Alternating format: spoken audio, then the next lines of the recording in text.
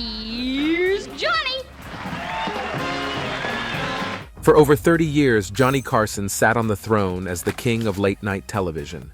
But behind the scenes, his life was in shambles. Corman! You live alone? Beyond the glitz and glamour of Hollywood, Carson was a man rife with controversies and innumerable challenges. I don't think it's being competitive in your work is so bad. Join us as we peel back the curtains on his life, career, and personal struggles. I'm one of the lucky people in the world. I found something I always wanted to do, and I have enjoyed every single minute of it. This is the story of Johnny Carson, like it has never been told. Chapter 1. The man, the myth, the legend. There is rarely any personality as influential in the history of late-night television as the king himself, Johnny Carson. Throughout his 30-year term as the host of The Tonight Show, Carson established a legacy that has remained untouched till today. His standard format for television chat shows, which features the guest couch and that studio band, remains the blueprint for many of the late-night shows that grace our screens today. But Carson's journey was not without challenges, and his story is as remarkable as the memories he shared with many of his on-screen fans during his lifetime. The enigmatic Johnny Carson was born on October 23, 1925 in Corning, Iowa, to Ruth Elizabeth Carson and Homer Lloyd Carson, who worked as a power company manager. By the time he turned 8, Carson's family moved from their home base in Iowa to Norfolk, Nebraska. It was a move that would define the course of his life and career, although his parents probably never envisioned it. It was in Norfolk that Carson began to discover and develop his entertainment talent. Meet the great Carsoni. Before he became the king of late-night television, Carson was a humble little boy whose desire to become a world-class entertainer was obvious from the very start. The genesis can be traced back to the year 1937, when Carson was just 12 years old. While he was over at a friend's house, Carson found a fascinating book on magic, and he was instantly hooked. Immediately, Carson purchased a mail-order magician's kit, and that was the beginning of Carson's first adventure into the world of art and entertainment. As soon as the kit came in, Carson's family became his first audience. Young Carson would spend hours alone, honing his skills, and then he would follow his family members around, asking them to pick a card.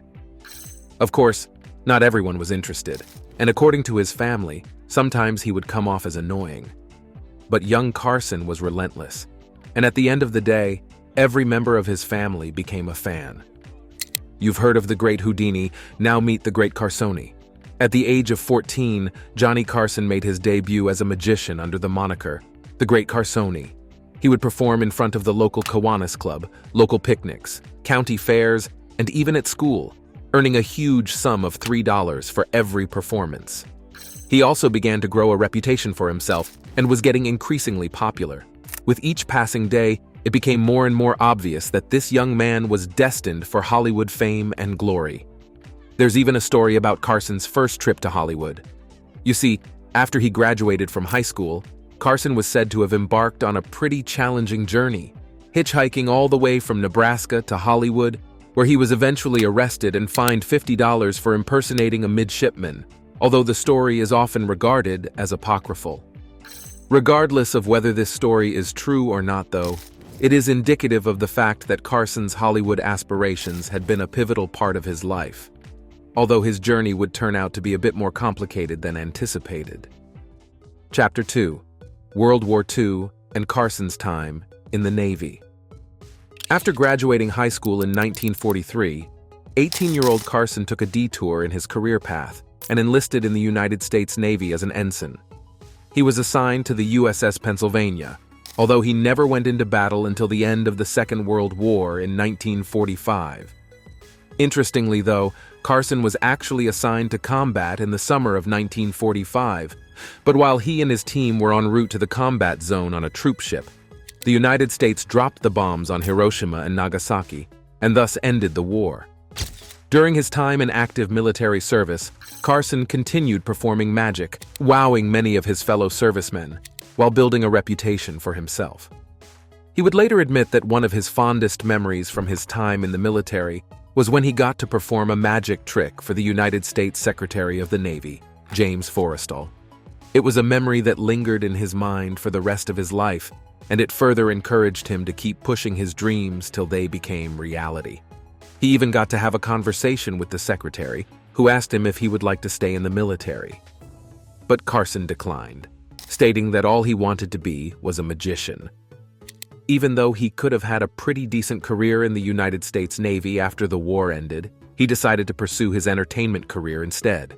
And the rest, they say, is history.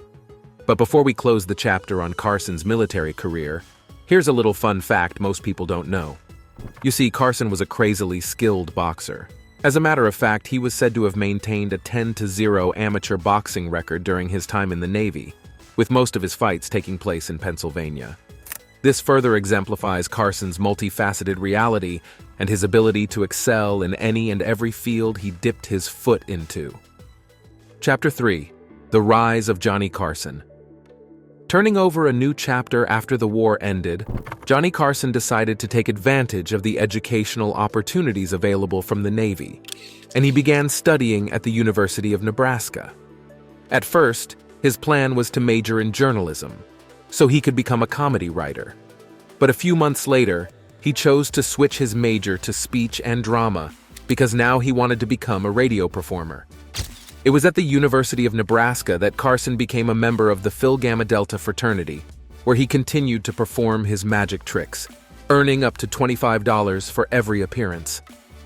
In 1949, Carson finally graduated from college with a Bachelor of Arts degree in radio and speech and a minor in physics. This was when his career began to take shape. Although most people knew Johnny Carson after he became the host of The Tonight Show, his journey to fame wasn't so straightforward. His broadcasting career started in 1950 at WOW Radio and Television in Omaha, Nebraska, where he hosted a morning television program called The Squirrel's Nest. The show became incredibly popular among listeners, and this was due to the way Carson was able to present social commentary with comedic undertones. As part of the regular routines for the show, Carson would interview pigeons on the roof of the local courthouse as they revealed the untold political corruption their eyes had seen. As you would expect, this didn't sit too well with a lot of people, and Carson had his adversaries. But his light was too bright to be put out, and eventually, many of his foes became fans. While most TV hosts earn a decent buck today, back in the early days, things weren't quite rosy. Although Carson had quite a good income from his job, he had to supplement his earnings by working as a master of ceremonies at local church dinners, which, surprisingly, were attended by the very politicians he had lampooned on his show. Pretty crazy, right? While these side gigs earned him a quick buck, they also increased his popularity, and he soon became known as one of the most influential figures in the emerging television market. After his stint at the WOW radio and television station, Carson moved on to greater things when he joined CBS Los Angeles television station KNXT, now known as KCBS-TV. It was here that he had some of his first groundbreaking successes. His first adventure was a low-budget sketch comedy show he called Carson's Cellar. The show ran from 1951 to 1943 and earned Carson tons of attention and praise. One of the people who noticed Carson's potential was the legendary Richard Red Skelton, host of The Red Skelton Show, which ran on the NBC network from 1951 to 1971. Skelton was fascinated by Carson's comedic delivery and the way he was able to captivate audiences, so he asked him to join his show as a writer. Of course, Carson accepted the offer, and this turned out to be one of his most important career decisions. On a fateful day in 1954, Skelton accidentally knocked himself unconscious during rehearsals, just 1 hour before the live show was supposed to go on air. It was a very troubling episode, as the producers scampered to seek a replacement because they couldn't afford to cancel the show. This was Johnny Carson's moment to shine, and he did it extremely well. This episode earned him the respect of his colleagues, and everyone began to take notice of this bright young man, who could literally fill in any shoes. Fast forward to 1954, and Carson once again received an offer he couldn't reject. This time, it was the legendary Jack Benny who invited Carson to appear on one of his programs during the opening and closing segments. Once again, Carson was able to showcase his comedic genius to his increasingly expanding fan base. To Carson, Benny was everything he wanted to be and more, so being able to perform in the presence of someone who held a substantial influence on his comedic delivery was a privilege Carson maximized to the fullest extent.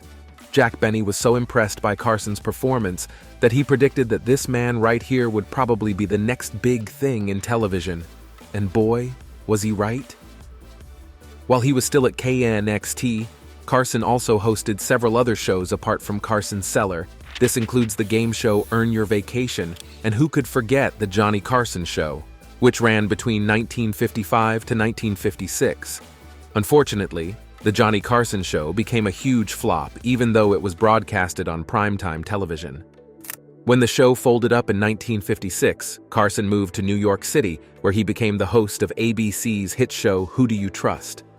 It was on this show that Carson would eventually meet his future sidekick, Ed McMahon. At first, Carson was quite skeptical about switching to daytime television, as he believed it would deal a heavy blow on his career. But, despite his fears, Who Do You Trust? Turned out to be a massive success, climbing up the rankings to become the hottest item on daytime television during its 6-year run on the ABC network. For the first time, Carson had creative liberty. He could ad-lib, interview guests, and add the little personal nuances that made the show such a huge spectacle. The success of the show laid the groundwork for Carson's next big move in his career, a move that solidified his legacy, establishing his position as the true king of late-night television. Chapter 4: The Tonight Show. Back in the 1950s, the NBC network had two huge shows that attracted the most viewership: The Today Show, and of course, The Tonight Show. While the name Johnny Carson has become synonymous with The Tonight Show, Carson was, in fact, not the show's first host. The show had initially begun as an experiment and was hosted by Steve Allen. At the time, there weren't so many late-night shows on television, and the only major competition was NBC's Broadway Open House, which starred Jerry Lester and Dagmar as the hosts. At the start, The Tonight Show saw a considerably fair reception from the audience, but in 1957, the host seat was left vacant after Allen left the show, moving on to primetime comedy variety shows, which seemed to hold more potential back then. Allen was replaced by Jack Paar, but his reign would also be short-lived. After hosting the show for about 5 years, Paar eventually left in 1962, and it was only then that NBC was able to find a suitable replacement who brought unprecedented success and popularity to the show.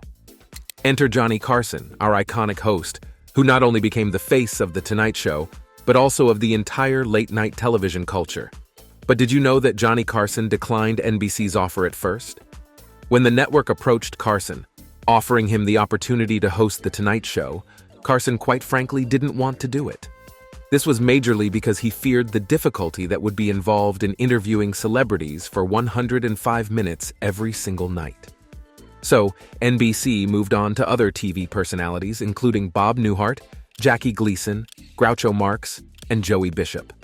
But every single one of them declined the offer, so the network had no choice but to cycle back, offering Carson even more incentives so he could take on the role. Finally, in 1962, NBC was able to convince Carson to take on the job, although he still had his doubts about how the show would turn out.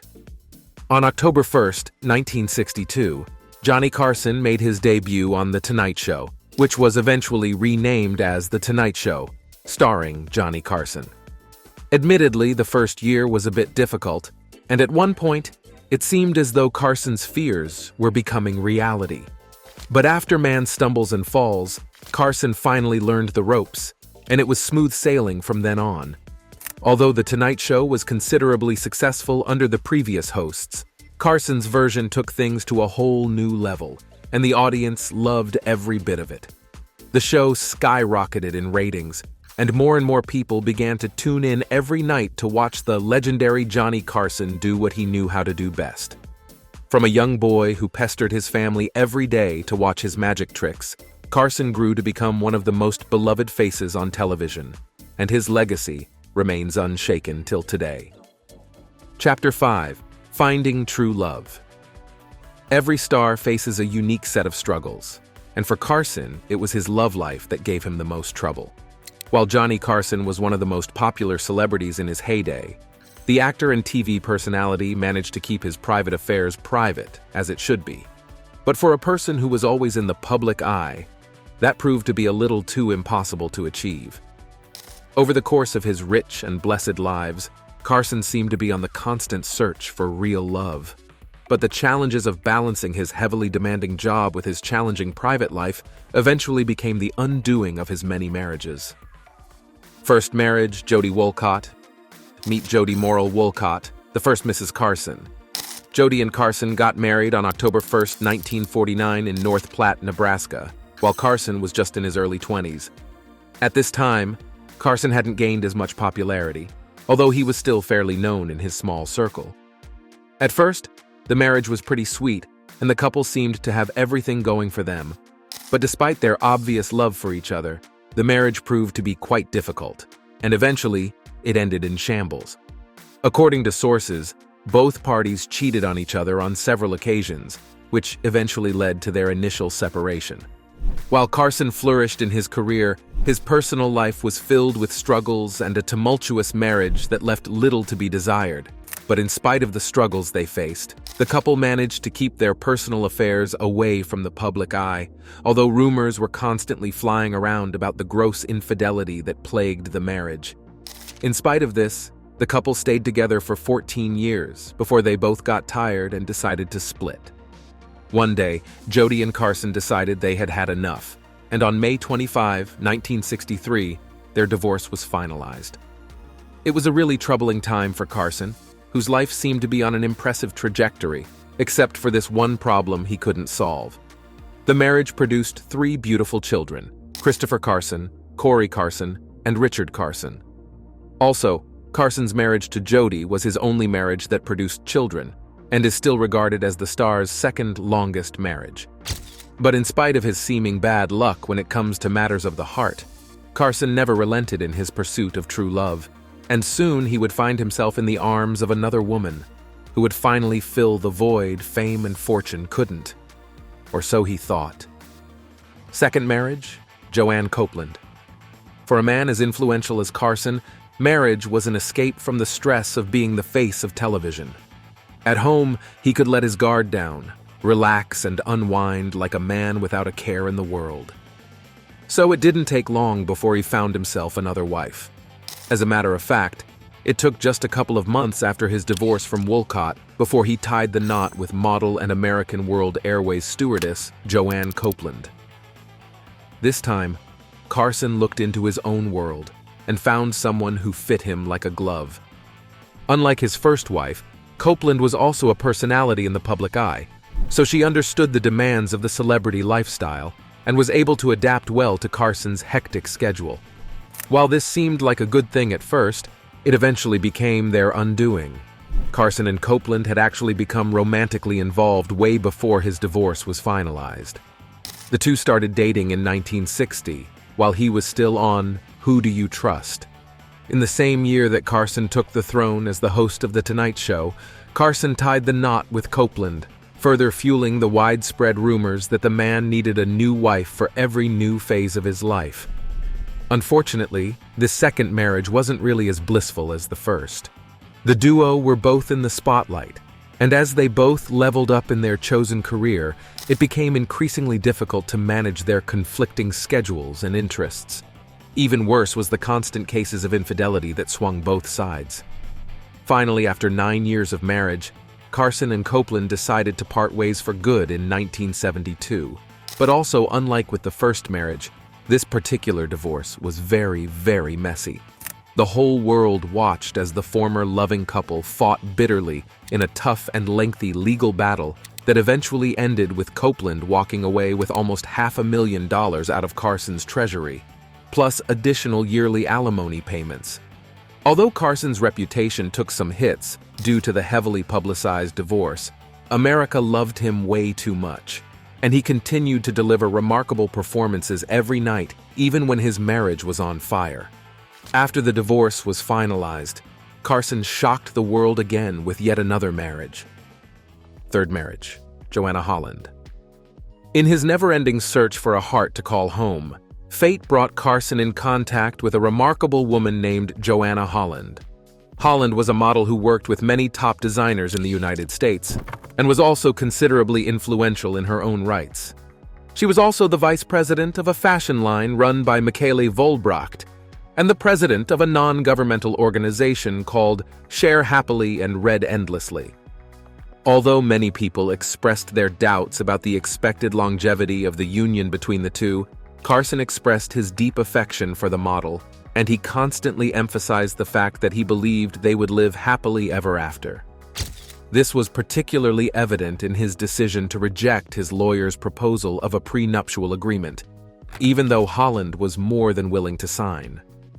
As is typical of Johnny Carson, his marriage to Joanna Holland took place in the same year his previous marriage was dissolved. However, this time around the wedding was very secretive and only featured a handful of close relatives and friends. Unfortunately, time would prove Carson wrong, and after just 11 years of marriage, he filed for a divorce. This particular breakup made the headlines as everyone began to taunt the man about how this was his third divorce in a row. Although the conditions that led to the split are not quite clear, the constant struggle to maintain a balance between his public persona and his private life may have played a part in how everything turned out. This particular divorce was even more complicated than the first, dragging on for 2 straight years before Carson and Holland finally reached an agreement in 1985. Unfortunately, the star had to cough up a sum of $20 million in settlement, making this one of his most expensive divorces.